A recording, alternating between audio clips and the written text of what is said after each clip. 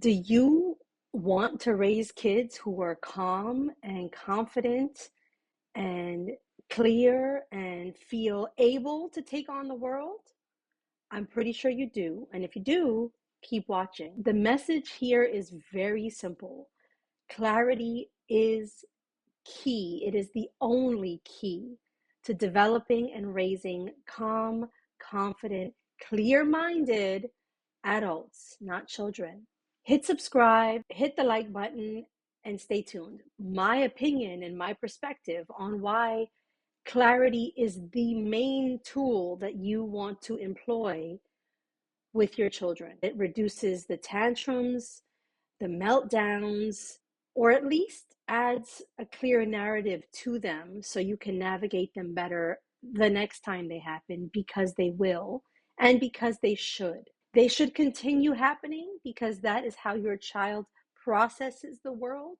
It's going to help both of you develop a narrative around them that makes them easy to understand and navigate moving forward. Dr. Gabor Mate speaks at length about this vast emotional spectrum that we are blessed with as human creatures, right? As little humans, we are born with this massively wide emotional spectrum and none of the filters to managing those emotions. So they're meant to come out in ways that, as I said in my last video, we might not understand with our adult brain, but they're coming out the way that they're supposed to.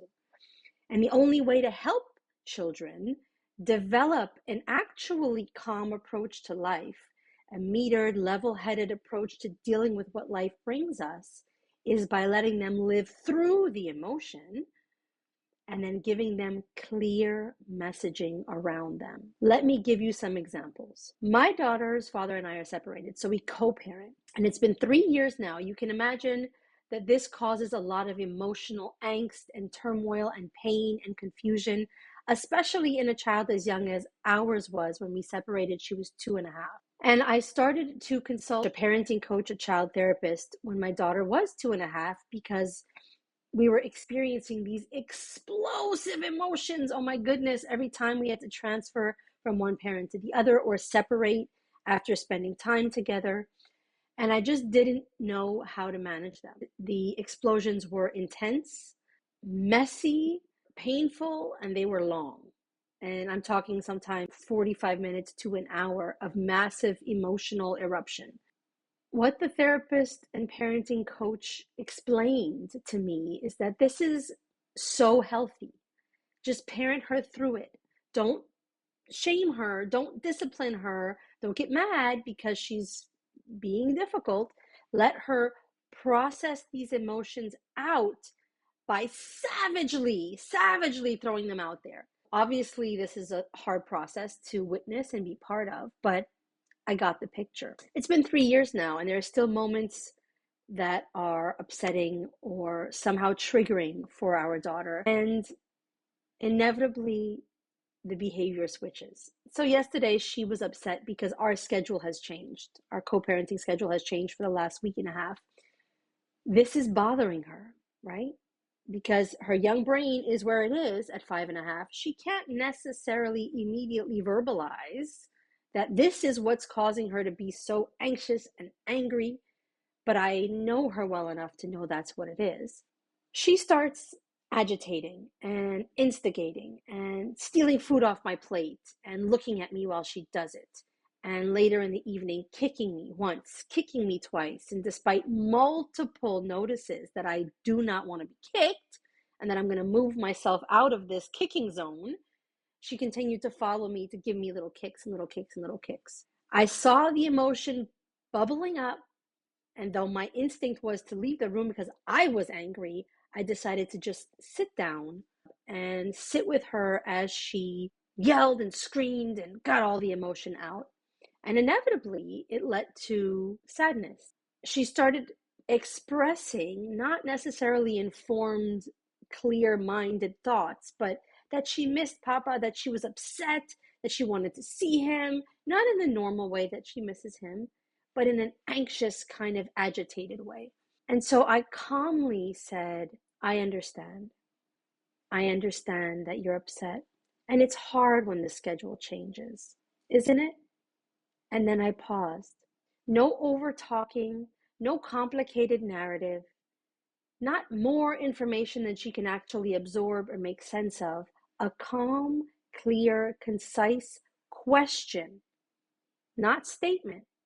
I'm not going to give her what she should be thinking and feeling. I'm going to ask her because I know her well. I'm pretty sure that's what's agitating her, but I still don't want to give it to her. I want to ask her.